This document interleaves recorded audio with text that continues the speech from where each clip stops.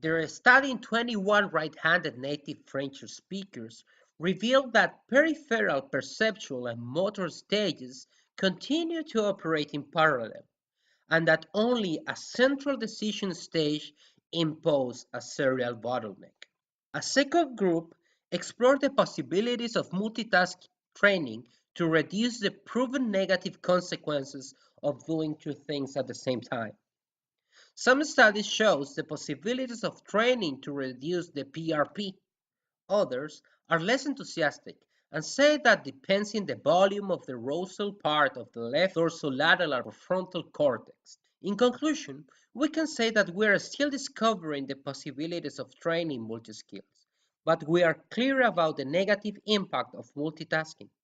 So, what we must do in our classrooms? If we know that multitasking impacts negatively in attention, learning, and performance, and that is something that we cannot teach yet. A first group explored the multitask effect on technology in our students.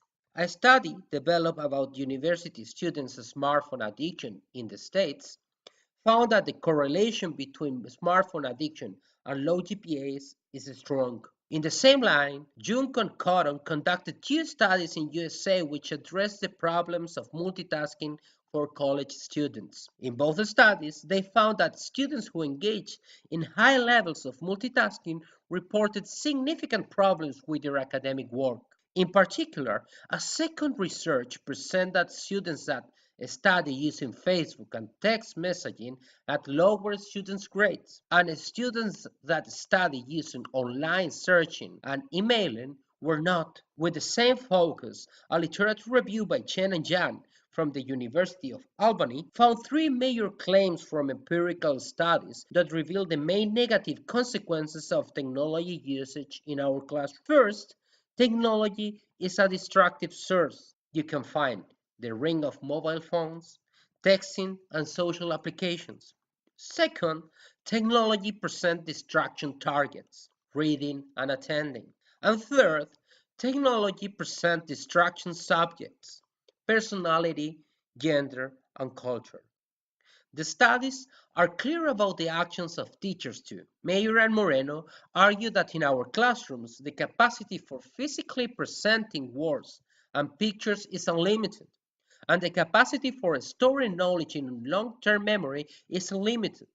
But the capacity for mentally holding and manipulating words and images in working memory is limited.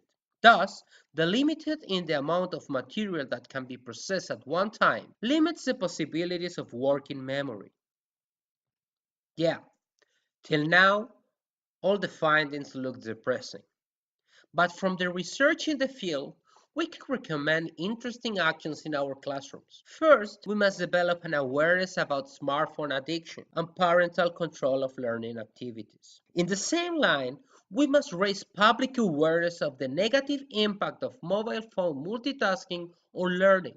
We must develop an effective educational policy in our schools that address the contradiction between the belief of being multitasking and the clear findings from research that shows that we are not. As teachers, we should control the multitask use of images and sounds and increase individual tasks. Finally, we must control the existence of two sources of information in our classroom because these sources fight for a room in our students' working memory. It's better one at a time. Think about the problems that multitasking can present into our classroom is a key to improve students' learning. The current society pushes for more and more tasks and hopefully at the same time. Our students generally live in a multisensory context where they continuously develop multitasks. Nevertheless, the evidence is clear. We are designed to develop a focus on one task to perform it well.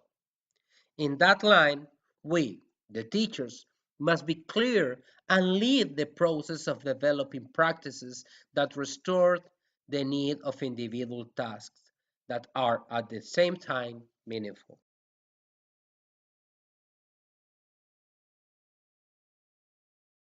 Created using Powtoon.